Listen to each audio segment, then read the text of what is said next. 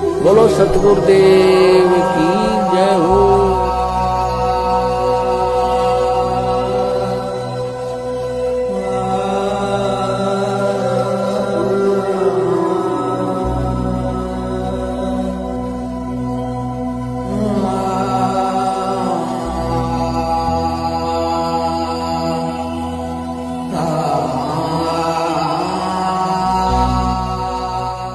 पहले तो बात है उनकी इस दलील पे विश्वास नहीं किया जा सकता पहली नजर में जी। लेकिन फिर भी ये अदालत में यह दलील दी जाएगी जो निचली अदालत होगी जिसमें केस ट्रायल होगा उसमें अदालत क्या फैसला लेगी तो उस वक्त पता लगेगा जी। लेकिन प्रारंभिक तौर पर अगर इनको खुद को बंधक बनाया गया था अगर हम इन्हीं की बात को सच मान लें जी तो इनको बंधक बनाने वाले कौन थे? बिल्कुल। वो भी इन्हीं के लोग थे, इन्हीं के समर्थक थे।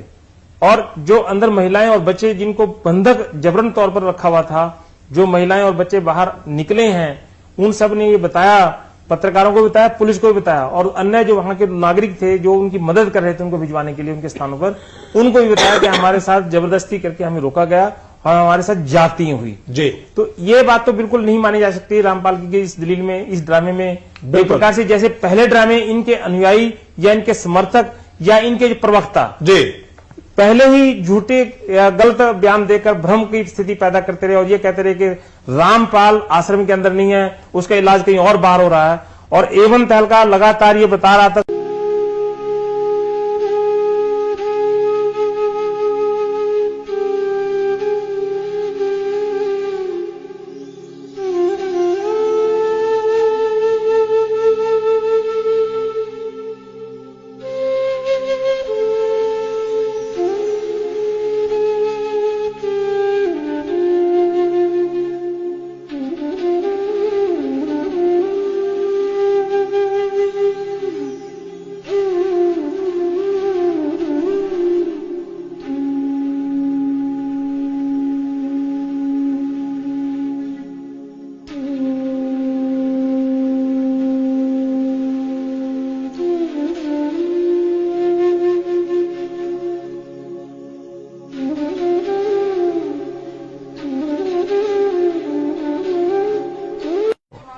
हमारे साथ संत रामपाल जी के भाई महेंद्र दास भी मौजूद हैं। इनसे जानेंगे, महेंद्र दास जी, अचानक से हालात काफी बिगड़ते नजर आ रहे हैं, तो ऐसे तो काफी नुकसान होने की आशंका है। ऐसा हम तो शांतिपूर्ण तरीके से बैठे हैं, अपने आश्रम के अंदर हैं और ये बल प्रयोग करना चाहते हैं, हमें नाजायज तंग कर रहे हैं। लेकिन आश्रम के लोग भी जैसे टकराव की स्थिति में नजर आ रहे हैं, तो क्या कोई बीच का रास्ता नहीं निकल सकता? बीच का तो यही है कि माननीय न्यायाधीश को चाहिए कि अपने पर विचार करे। हमको डकैत नहीं है, इतना बड़ा ये केस नहीं है, एक कोर्ट की अवमानना केस उन्होंने खुद बनाया और खुद सुन रहे हैं, इसमें न्याय की उम्मीद है। लेकिन जिस तरह से पुलिस कह रही है यहाँ तो गिरफ्तारी करनी पड़ेगी क्योंकि हाईकोर्ट के आदेश हैं, तो क्या संत रामपाल आत्मसमर्पण कर सकते हैं?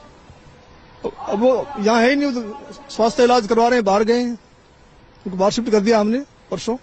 लेकिन क्या वो आत्मसमर्पण करने के लिए तैयार हो जाएंगे? अगर हमारी हाई कोर्ट में बेल कैंसिल करते हैं तो नहीं होंगे, तो नाजायज बेल कैंसिल करने जा रहे हैं। आज उस पर सुनवाई है। अब उस केस का इस अवमानना से क्या लिंक था? ये अवमानना बनाई इसीलिए गई थी कि उस बेल कैंसिल करके अंदर ठोक दें। एक सबसे बड़ा सवाल यही है कि आपका कहना है कि संत रामपाल आश्रम के अंदर मौजूद नहीं है। अगर संत रामपाल आश्रम के अंदर मौजूद नहीं है तो क्यों फिर पुलिस को रोका जा रहा है? पुलिस अगर जाकर के चेक करती है संत रामपाल नहीं होंगे तो पुलिस वापस चली जाएगी। क्योंकि यहाँ कल एसडीएम ने और डीसी ने बताया, एसडीएम आदेश पड़ रहा था कि हमने इसको सील कर लिया है, नाजायज तरीके सील करने के आदेश दिए, अपने आश्रम को नहीं छोड़े, आश्रम की सुरक्षा के लिए बैठे हैं अब हम। ठीक है जी, ओके। तो ये थे महेंद्र दास, संत रामपाल के भाई हैं और जो आश्रम के प्रवक्ता राज कपूर ने हमसे बात की। इनका कहना है कि आश्रम के लोग किसी भी हाल में पीछे नहीं हटेंगे, यानी कि अगर पुलिस आगे जाएगी तो इनका कहना है कि यह लोग अपनी जान तक देने के लिए तैयार हैं। यानी कि सीधा सीधा कह सकते हैं कि टकराव की स्थिति यहाँ पर पैदा हो चुकी है। अब देखना होगा कि ऐसे हालातों में आखिर इस मामले का निपटारा कैसे होगा, कैसे हाईकोर्ट के आदेश का पालन होगा और कैसे हो पाएगी संत रामपाल की गिरफ्तारी। कैमरामैन सुमित क्लियर के साथ नृपिंदर सिंह ब्राड, एबीपी न्यूज, बरवाला, हिसार।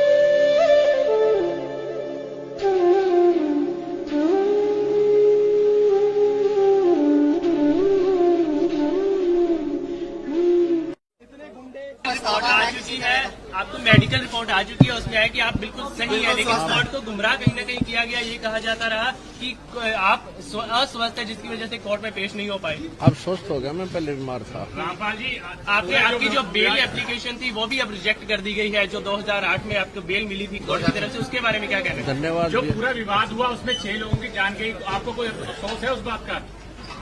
बहुत अफसोस है जी। नहीं, जो आपने अपने अनुयायियों को जिम्मेदार ढाल कौन है बनाया इस चीज़ का? और आप पीछे छुपे रहे, मैंने किसी को नहीं, वो आप सही मानते हैं? मैंने नहीं बनाया किसी को, वो अपने आप ही बन रहे थे, मुझे भी रोक रखा था।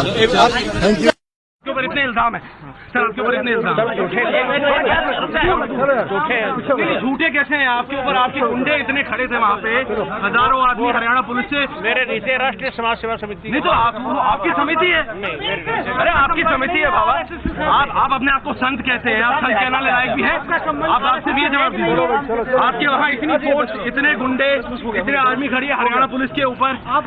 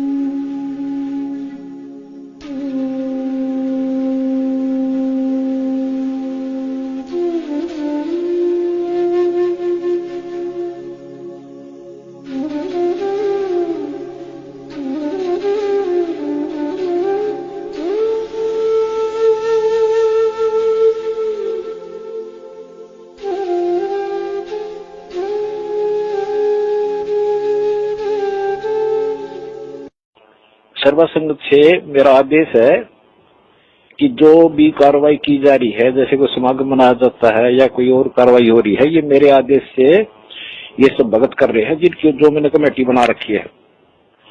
इनके ऊपर विश्वास करो, अगर इससे अलग चलोगे तो तुम गुरुद्रोही में आ जाओगे। मैं सबकी डिटेल मंगाऊंगा, कौन कौन क्या क्या बकवास कर रहे हैं, उनको फिर मिशन से निकाल दूंगा, ताकि ये खत्म हो जाओगे भगवान के दरबार से, समझ गए? जो कमेटी मैंने निर्मित बना रखी है वो मेरी सहमति से, मेरी आज्ञा से, मेरे से सलाह करके कदम उठाती है। ये अपने आप कोई भी कदम नहीं उठाते। जो भी कार्रवाई हो रही है ये मेरी हो रही है। अगर इनका कोई विरोध करता है तो मेरा और मेरे कबीर भगवान का विरोध करता है, वो पाप आत्मा है, वो हमारे मिशन से बाहर निकाल दिया जाएगा। ठीक है, इस ईद की छोटियों को सबको डाल दो, बता दो हरामखोरों को जो इस मिशन का नाश करना चाहते हैं। ठीक है जी गुरु, सच्चा है। तो ये ऐसे कुसंगत होती है, वो बर्बाद करती है उन्हीं को जो मंद बुद्धि होते हैं। नहीं तो ज्ञानवान तुरंत सोच लेते ये कोई बात है। इतने दिन हो गए गुरुजी ने, 15 साल हो गए, मैं नाम देते न किसी को ऐसा कुछ कहा नहीं, कोई ऐसी दोगली बात करी नहीं।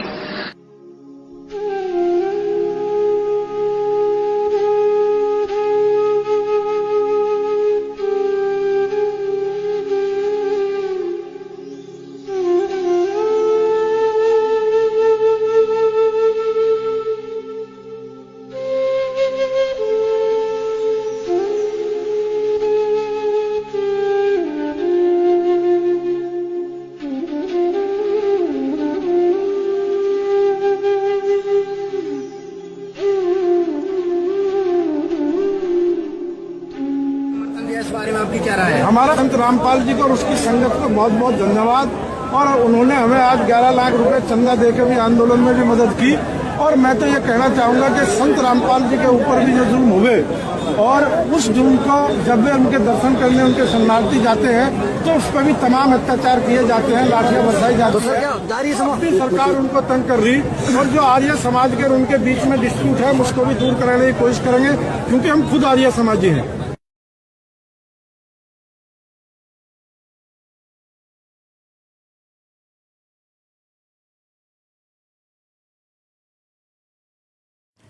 सत साहिब जी, अब सबसे पहले तो हमने करना ये है, जिस आत्मा ने परमपिता परमेश्वर सतगुरु रामपाल जी महाराज जी की सत भक्ति करके अपना आत्म कल्याण करवाना है, सबसे पहले उस आत्मा ने अपने दिलो दिमाग में इस बात को बैठा लेना चाहिए, सृष्टि रचना को बार बार सुनकर और सतगुरुदेव जी के सत्संगों को आधार बनाकर कि वर्तमान में पृथ्वी पे कबीर परमात्मा मौजूद है, धरती पे भगवान है, और जिस आत्मा का दिल और उसकी आत्मा इस बात को स्वीकार कर लेगी, वो आत्मा कभी भी ज्ञान आधार से दूर होकर मनमाने तरीके से ना ही तो चल सकती है, और यदि मनमाने तरीके से कोई अन्य व्यक्ति उसको भक्ति मार्ग पर चलने की सलाह दे तो वो व्यक्ति कभी भी उसके झांसे में नहीं आ सकता है।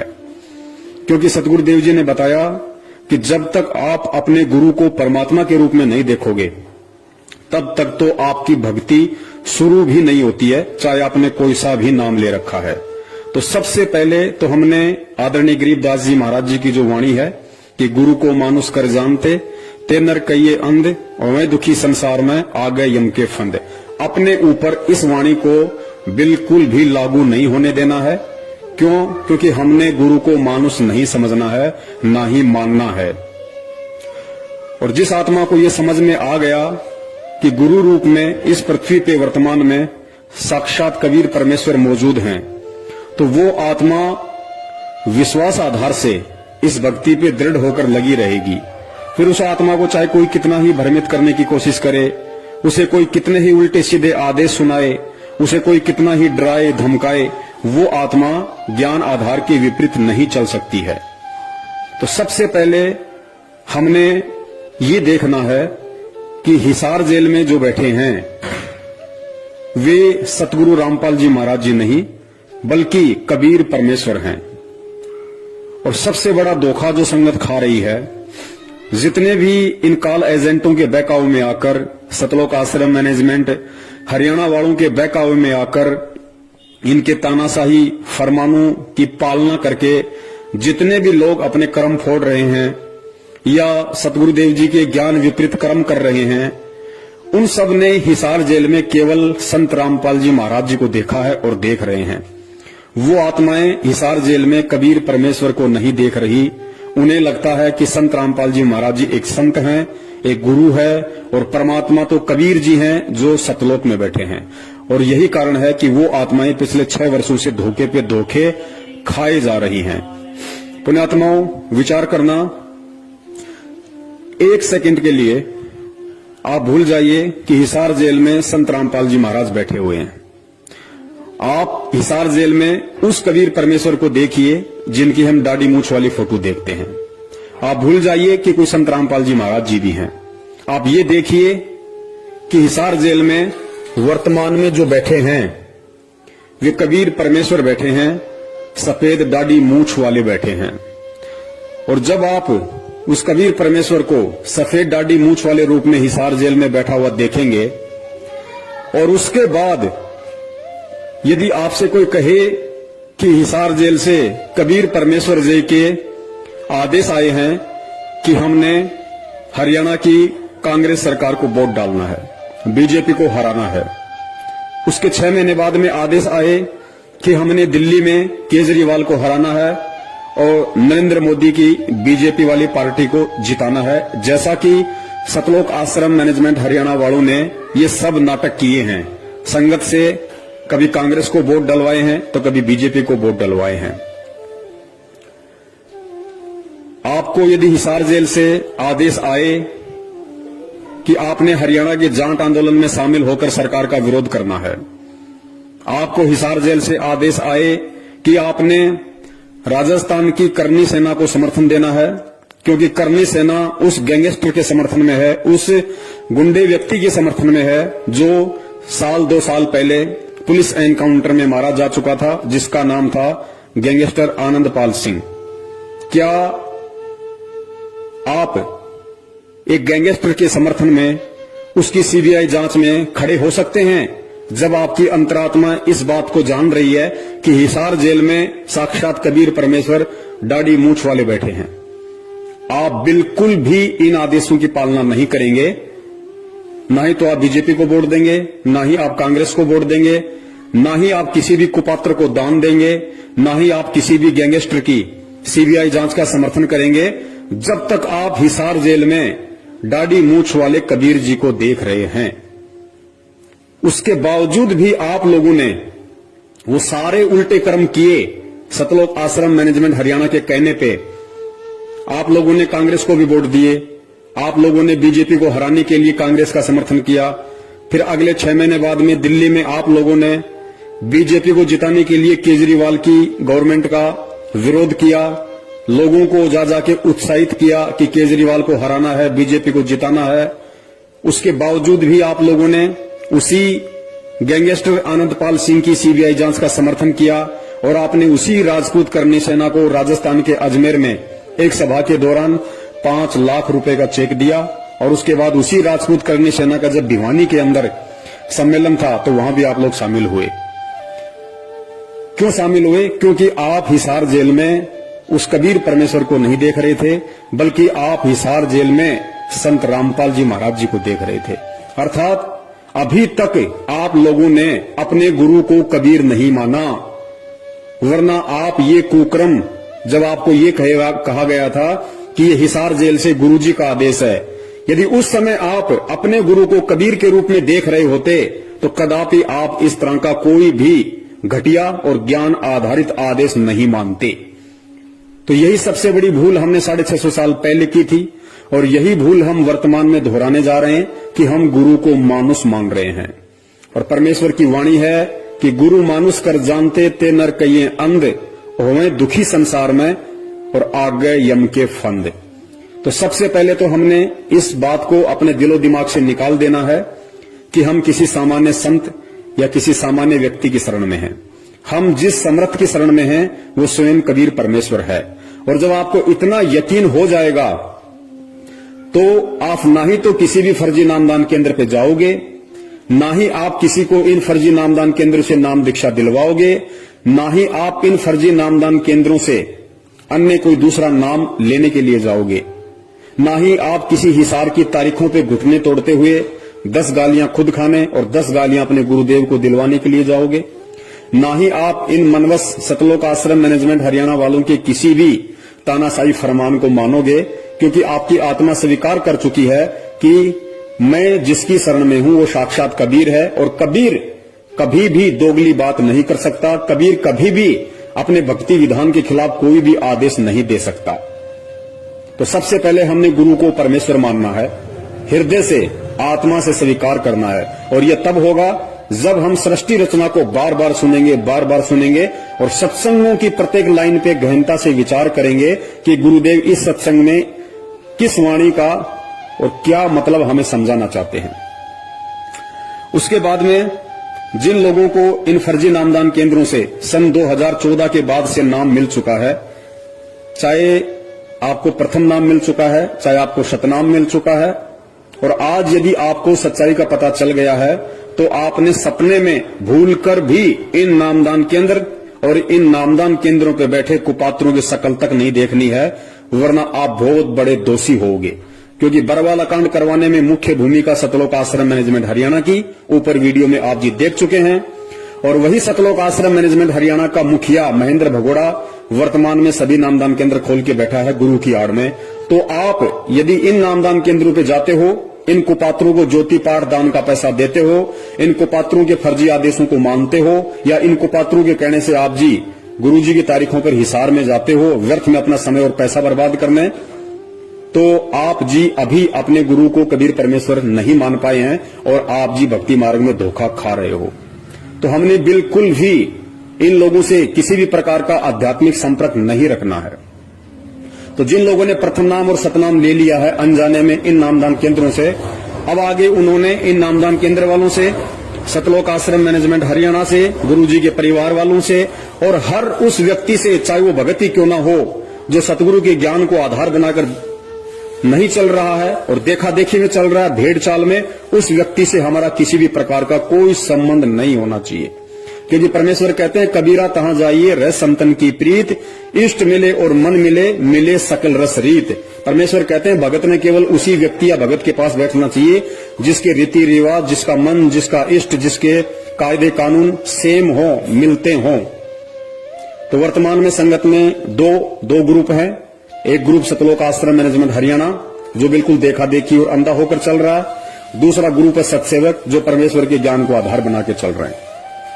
उसके बाद में जिस व्यक्ति ने अभी तक संत रामपाल जी महाराज जी से नाम दीक्षा नहीं ली है और जो व्यक्ति केवल उनके सत्संग ही सुन रहा है और उस व्यक्ति को ये सच्चाई मालूम पड़ चुकी है हमारी वीडियो देखकर, तो उस व्यक्ति ने भूल कर भी इन नामदान केंद्रों से कोई भी नाम दीक्षा नहीं लेनी है। उस व्यक्ति ने सबसे पहले गहनता से सत्संग सुनने हैं, सत्संगों को आधार बनाना है और सारी सच्चाई से परिचित होकर उस व्यक्ति ने जब तक सतगुरु रामपाल जी महाराज जी हिसार जेल से बाहर नहीं आते हैं तब तक उसने संकल्प नाम दीक्षा के माध्यम से भक्ति शुरू कर देनी है। संकल्प नाम दीक्षा क्या है, संकल्प नाम दीक्षा के माध्यम से भक्ति कैसे शुरू होगी, संकल्प नाम दीक्षा के अंतर्गत हमने क्या क्या करना पड़ेगा, वो सारी विधि एक 2.5 घंटे का वीडियो हम सत्सेवकों ने बना रखा है। वीडियो का लिंक इसी वीडियो के डिस्क्रिप्शन बॉक्स में आपको मिल जाएगा, आप उसको देख लीजिए, अच्छी तरह से उसको देखिए, समझिए, उसके बाद आप जी संकल्प नाम दीक्षा लें और अपने घर में भगवान को प्रकट करें। इसके अलावा आपने किसी भी प्रकार का ज्योति पाठ या दान का पैसा किसी भी उस कुपात्र व्यक्ति को नहीं देना है जो सतगुरु रामपाल जी महाराज जी के फर्जी आदेश बताकर पिछले 6 साल से संगत को लूटने में लगा हुआ है। गुरुदेव कहते हैं कि गुरु बिन दान पुण्य जो कर ही मिथ्या होय कभू न फल ही। और गुरुदेव कहते हैं कि गुरु बिन माला फेरते गुरु बिन देते दान, गुरु बिन दोनों निष्फल है चाहे पूछो वेद पुराण। और परमात्मा कहते हैं गुरु बिन होम यज्ञ जो साधे और मन 10 पातक लागे, यानी बिना गुरु की आज्ञा के, बिना गुरु के आदेश के। और यदि आपने उस कुपात्र व्यक्ति को दान धर्म ज्योति पाठ का पैसा दे दिया, हवन यज्ञ करवा लिया, उसके यहां पे आपने पाठ करवा लिया, तो आप जगत वालों से 10 गुना ज्यादा दोषी परमेश्वर की नजरों में बन जाओगे।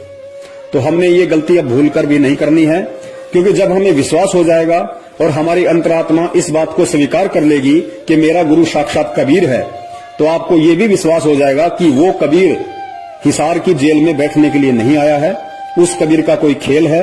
वो कबीर एक तीर से अनेकों शिकार करता है और पहला शिकार उसका यही है कि इस भक्ति मार्ग में सबसे बड़ा रोड़ा यदि कोई बनता है, सबसे बड़ा रोड़ा यदि ये काल किसी को बना के खड़ा करता है, तो उसी सतगुरु के परिवार को, भाई बंधुओं को, रिश्तेदारों को निमित्त बनाकर खड़ा करता है। तो सतगुरु रामपाल जी महाराज जी ने सबसे पहले इस सतलोक आश्रम मैनेजमेंट हरियाणा अपने परिवार वाले, अपने रिश्तेदार, जो भी ये मैनेजमेंट है, जितने भी कोऑर्डिनेटर हैं, नामदान संचालक है, इन सबको ज्ञान आधार से प्रत्येक भगत के हृदय में ये जमा देना है कि हमने यदि भक्ति करनी है, यदि कबीर की भक्ति करनी है, हमने यदि सतलोक जाना है, तो हमने केवल और केवल अपने सतगुरुदेव जी के वचन और उनके ज्ञान को ही आधार बनाकर चलना पड़ेगा। और सतगुरु का उसके सत्संगों के अतिरिक्त अन्य कोई भी किसी प्रकार का आदेश नहीं होता है। सतगुरु का जो भी आदेश है वो उनका सत्संग है। सत्संगों से बाहर सतगुरु कभी भी दोगली बात करते हुए अन्य आदेश नहीं देता है। जिस प्रकार इन लोगों ने उसी कबीर परमेश्वर का नाम लेकर हमसे राजनीतियां करवा दी, हमसे आरक्षणबाजियां करवा दी, हमें अनेक प्रकार के सामाजिक संगठनों के धरनों में बैठा दिया, हमसे राजनीतिक पार्टियों का समर्थन और उनकी वोटिंग के लिए गली गली गांव गांव जाकर हाथ फैलवा दिए, हमारे से गुंडों की सीबीआई जांच करवा दी, कुपात्रों को लाखों की संख्या में, करोड़ों में दान दिलवा दिया। तो हमने अब ये गलतियां बिल्कुल भी नहीं करनी है। उसके बाद जिस आत्मा ने ज्योति या पाठ करवाना है या जिसकी इच्छा है, क्योंकि परमेश्वर कहते हैं कि साल में एक बार पाठ का संकल्प अवश्य करवाना चाहिए, तो साल में एक बार का मतलब है वर्तमान में गुरुदेव जेल में है, आज हमारे बीच में शरीर रूप में नहीं है, तो परमेश्वर ने उसकी विधि बता रखी है। परमेश्वर ने कहा कि साधु भूखा भाव का, धन का भूखा नाही, और जो कोई धन का भूखा वो साधु भी नहीं। यानी जो असल में संत होगा, सतगुरु होगा, जो कबीर होगा, वो माया का भूखा नहीं होता, वो धन का पैसे का भूखा नहीं होता, वो केवल भाव का भूखा होता है। तो हमने जहां अपने घर में परमेश्वर का दरबार लगा रखा है, वहां पे हमने दंडवत प्रणाम करके, यदि हमने ज्योति संकल्प करनी है तो हम ज्योति की प्रार्थना करेंगे, यदि हमने पाठ का संकल्प करना है तो हम पाठ का संकल्प करेंगे, और परमेश्वर को दंडवत करके हम ये प्रार्थना करेंगे कि हे परमपिता परमेश्वर, आपका दास या दासी आप जी के चरणों में ज्योति का संकल्प करता है। हे परमेश्वर, इस दास के इस संकल्प को स्वीकार करें, और परमात्मा जिस दिन आप साक्षात हमें दर्शन देंगे, जब आप आश्रम में आएंगे, परमेश्वर उस समय, आज मैं जो संकल्प कर रहा हूं आपकी प्रेरणा से, परमेश्वर उस समय जो भी पैसा आप बताएंगे, आप कहेंगे, उतना पैसा मैं आप जी के कर कमलों में दूंगा। तो साधु भूखा भाव का, धन का भूखा नहीं। परमेश्वर अंतर्यामी होता है, घट घट का वासी होता है। इस तरीके से हमने ज्योति पाठ का संकल्प करना है। सेम लाभ परमात्मा देंगे, क्योंकि ये सतगुरु का वचन है और भक्ति मार्ग में सतगुरु का वचन ही सर्वोपरि होता है, सर्वोत्तम होता है और सतगुरु का वचन ही उनके सत्संग होते हैं। इसके अलावा सतगुरु का यदि कोई सबसे बड़ा आदेश है तो सतगुरु के द्वारा हमें जो नित्य नियम दिया गया है वो सतगुरु का सबसे बड़ा आदेश है। हम सुबह सुबह जो नित्य नियम करते हैं वो केवल हमारे लिए आदेश है, सतगुरु का वो हमारे लिए आदेश है। हमने उन वाणियों पे अमल करना है, हम सभी ने उन वाणियों के अनुसार अपनी रहनी और करनी को करना है, जिससे कि सतगुरुदेव जी प्रसन्न हो, सतगुरुदेव जी हम पे खुश हों और हमारे को भक्ति धन से परिपूर्ण करें। तो आपने इस तरीके से जब तक सतगुरु रामपाल जी महाराज जी हिसार जेल से बाहर नहीं आ जाते हैं तब तक आपने इस ज्ञान को आधार बना के रखना है। और जब तक हम ज्ञान को आधार बना के नहीं चलेंगे, ज्ञान को आधार नहीं बनाएंगे, सतगुरु कभी भी हमारे से प्रसन्न नहीं होगा। परमेश्वर ने कहा कि 3 युगों से तुम्हें ये धर्म के ठेकेदार इसी तरह भगवान की आड़ में लूटते आए हैं और वर्तमान में भी यदि हम इन काले अंग्रेज और धर्म के व्यापारी सतलोक आश्रम मैनेजमेंट हरियाणा के हाथों लूटते रहेंगे, पिटते रहेंगे, तो पुण्यात्माओं फिर क्या फायदा उस परमेश्वर का ये शिक्षा देने का, और क्या फायदा फिर उस परमेश्वर से ये तत्व ज्ञान लेने का, और क्या फायदा फिर ये कबीर की भक्ति करने का। तो हमने हर स्थिति में सतगुरुदेव जी को खुश करना है, सतगुरुदेव जी को प्रसन्न करना है। और एक चीज अपने दिलो दिमाग से निकाल देना कि सतगुरुदेव किसी भी कानूनी प्रक्रिया से बाहर आएंगे। सतगुरु यदि बाहर आएगा तो अपने बच्चों को ज्ञान आधार से चलता हुआ देखकर आएगा, क्योंकि यदि हम अपने गुरु को कबीर मान रहे हैं और मान चुके हैं तो ये भी निश्चित है कि इस दुनिया की कोई भी जेल उस कबीर को 4 दीवारी में कैद करके नहीं रख सकती। वो कबीर अनंत कलाओं का स्वामी है, वो एक रूप में जेल में है, दूसरे रूप में हम सबके घर में और घट में विराजमान है, तीसरे रूप में वो सतलोक में बैठा हुआ है।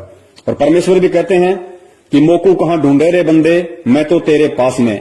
परमेश्वर हमें रोज संध्या आरती में पढ़ाते हैं कि घट ही में गंगा, घट ही में यमुना और घट ही में है जगदीश, सतगुरु तारेंगे। तो जब तक हम इन वाणियों पर विश्वास और अमल नहीं करेंगे और हम उस कबीर परमेश्वर को, उस गुरुदेव को यदि हम अपनी अज्ञानता और मूर्खता के चलते हम उनको नामदान केंद्रों पे देखेंगे, हम उनको हिसार में देखेंगे, हम उनको मैनेजमेंट के जो कि काल एजेंट है उसके सत्संगों में देखेंगे, तो पुण्यात्माओं हम कभी भी उस परमात्मा के दिल में जगह नहीं बना पाएंगे और कभी भी हम ज्ञान आधार से इस भक्ति पे नहीं चल पाएंगे। और जब तक हम ये दोनों गलतियां करते रहेंगे परमात्मा कभी भी हम पे प्रसन्न नहीं होगा। तो आप सभी ने इस ज्ञान को आधार बनाकर सतगुरुदेव जी को प्रसन्न करना है और अपने भक्ति धन को बचा के रखना है। कोई भी काल एजेंट, कोई भी काल का दूत हमें किसी भी मोड़ पे कोई भी उल्टा आदेश बताकर लूट ना सके। सतगुरुदेव जी ने तो एक समय यहां तक कहा था अपने बच्चों पे विश्वास करके कि बच्चों, जिस व्यक्ति ने 2 से 3 साल तक इस ज्ञान को सुन लिया उसको ब्रह्मा विष्णु महेश भी आ जाए तो उसको भ्रमित नहीं कर सकता। जबकि हम देख रहे हैं कि जिन व्यक्तियों ने 10-10 साल से नाम ले रखा, 20-20 साल से नाम ले रखा है, उनको ब्रह्मा विष्णु महेश तो छोड़िए, ब्रह्मा विष्णु महेश के नाखून के बराबर भी जो नहीं है, सतलोक आश्रम मैनेजमेंट हरियाणा ये पिछले 6 साल से किस कदर उन भक्तों की दुर्गति करवा रहा है, उनको ज्ञान के विपरीत चलवा रहा है। तो फिर हम कब उस लायक बनेंगे जिस लायक हमें सतगुरु यहाँ पे ज्ञान देकर बनाने आए हैं। तो हमने विश्वास के साथ भक्ति करनी है और हम अपने गुरु को यदि कबीर मान चुके हैं तो विश्वास रखना कबीर बाहर आएगा, कबीर पूरी सृष्टि को नाम देगा। कबीर का वचन है, कबीर ने कबीर सागर में लिखवा दिया था कि धर्मदास जब वो 5505 वर्ष वाला समय बीत जाएगा उसके बाद एक समय ऐसा आएगा जब पूरी सृष्टि मेरे से नाम लेगी, हर घर में सतनामी होंगे। और परमेश्वर ने कहा था कि सकल सृष्टि परवानिक होई, और मालिक कहते हैं घर घर होगा बोध विचारा। तो ये भक्ति विश्वास की है। अगर विश्वास नहीं है तो चाहे आप कितनी ही भक्ति कर लो, कितना ही आप दिखावा कर लो, कितना ही आप दान धर्म कर दो, आपको कुछ भी मिलने वाला नहीं है। ठीक है, जो आप ये 5 यज्ञ आप जी करते हैं ये आपको मिल जाएगा, लेकिन आपको कबीर और उसका सतलोक नहीं मिलेगा। तो इस तरीके से सतगुरु रामपाल जी महाराज जी के हिसार जेल से आने तक, और विश्वास रखना सतगुरु चाहे आए कल, सतगुरु चाहे आए 10 साल बाद, सतगुरु चाहे आए 20 साल बाद, और चाहे सतगुरु की मौज वो जेल से ना आए, लेकिन हमने यदि उनको कबीर मान लिया है, सतगुरु मान लिया है, तो हमने ज्ञान आधार की पूंछ पकड़ के इस भक्ति मार्ग पे निश्चिंत होकर लगे रहना है।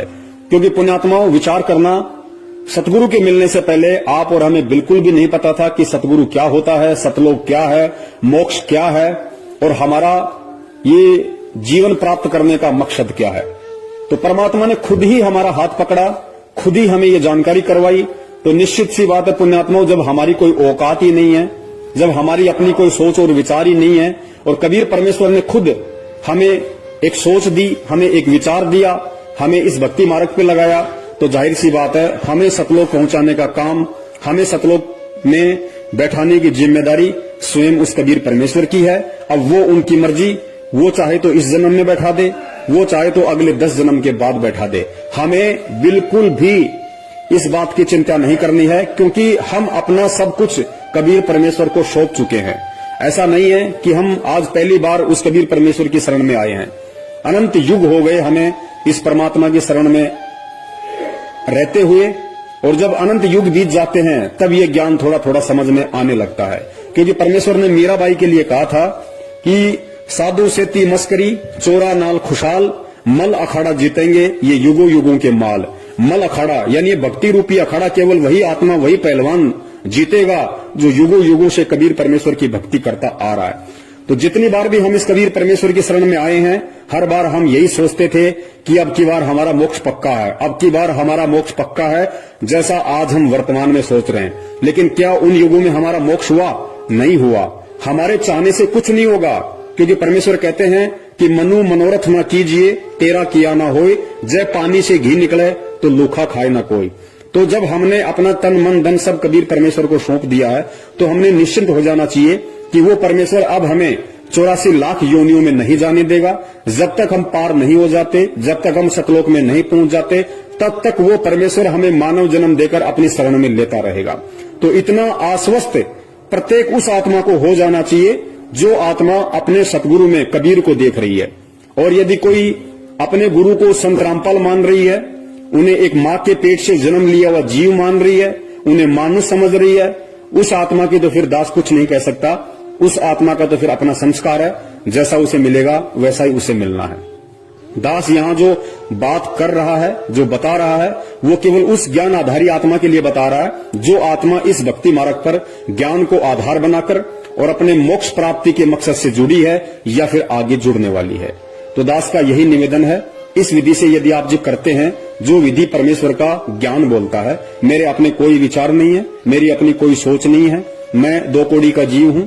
आज अगर मैं कुछ बोल पा रहा हूं तो केवल परमेश्वर की रजा से, उन्हीं के ज्ञान आधार अनुसार बोल पा रहा हूं। दास की स्थिति केवल वैसी है जैसा कि कहते हैं कि अल्लाह मेहरबान तो गदा पहलवान, इससे बढ़कर कोई औकात नहीं है।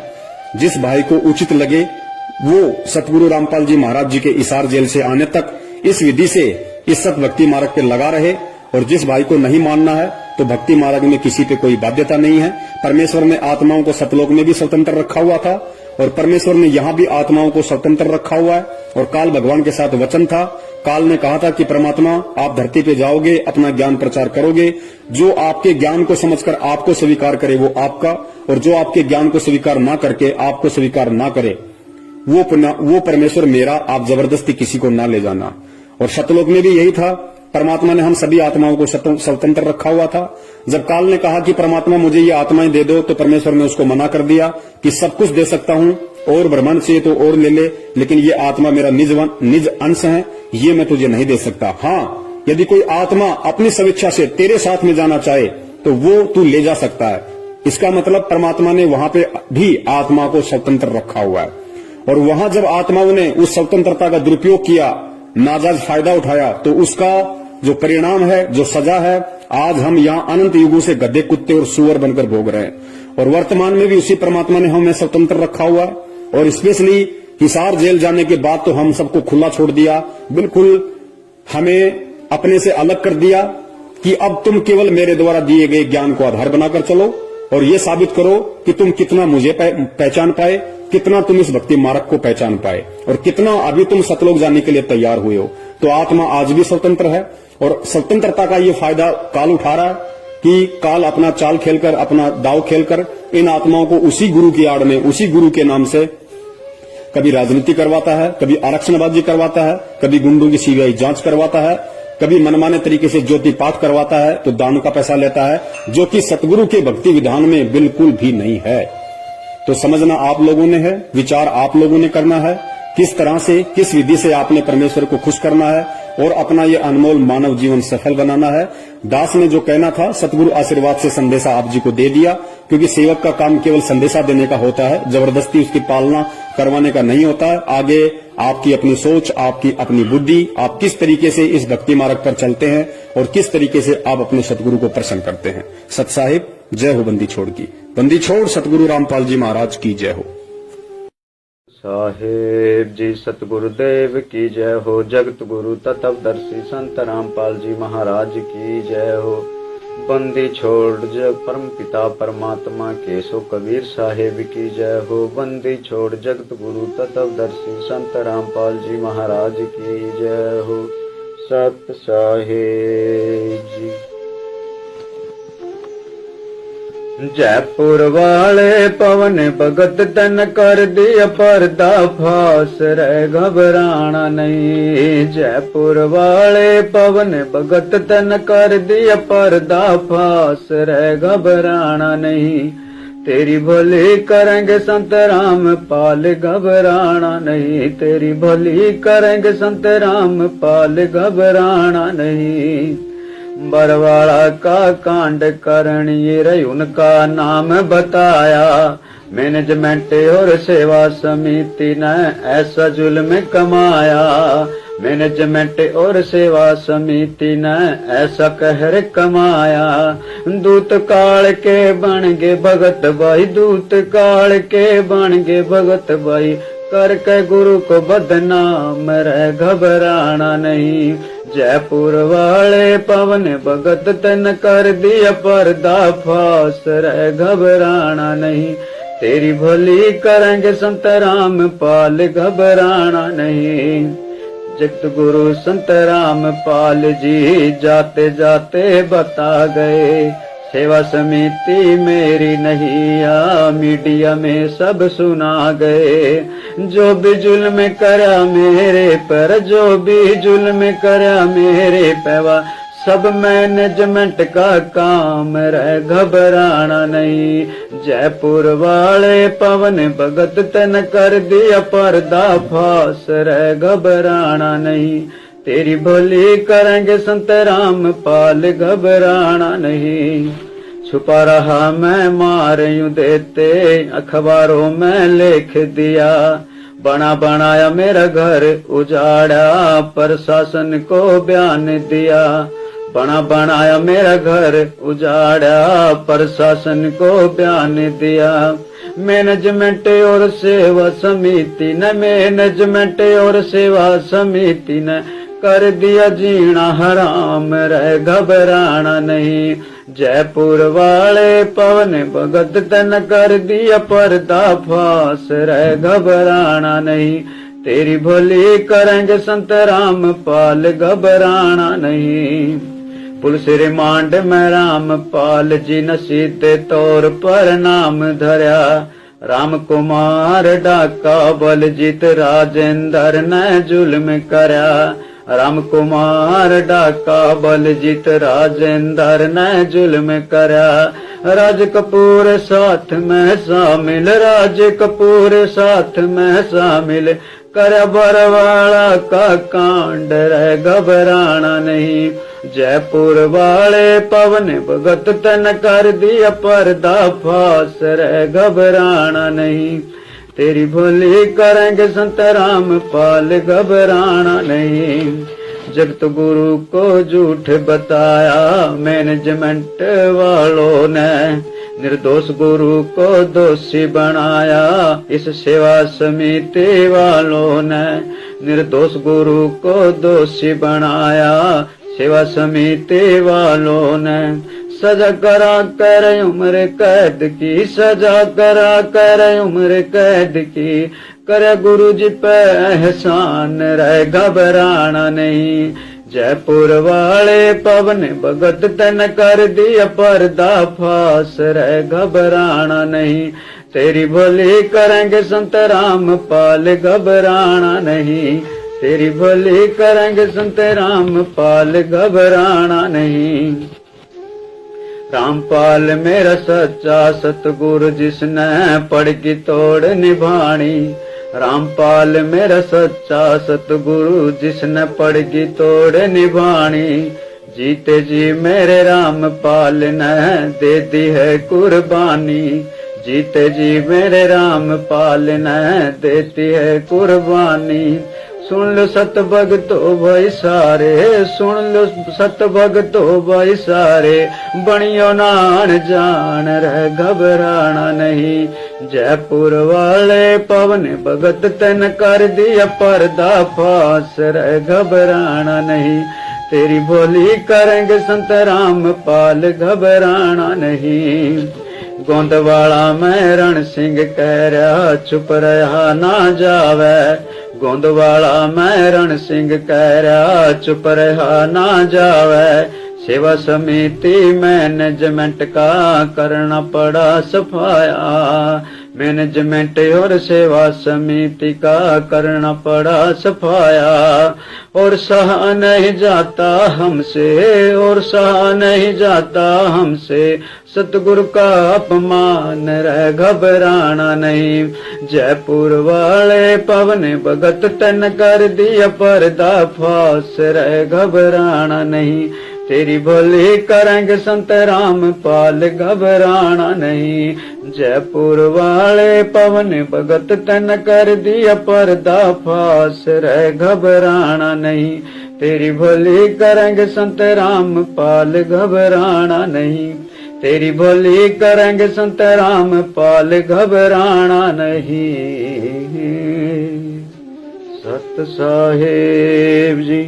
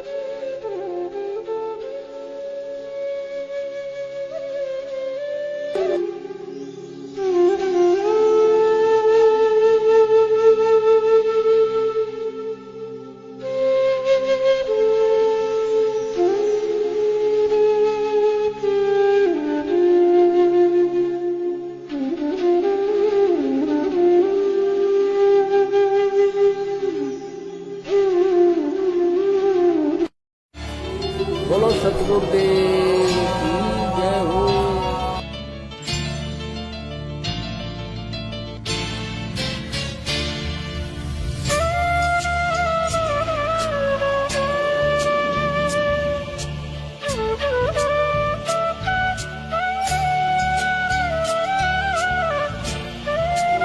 बोलो सतगुरुदेव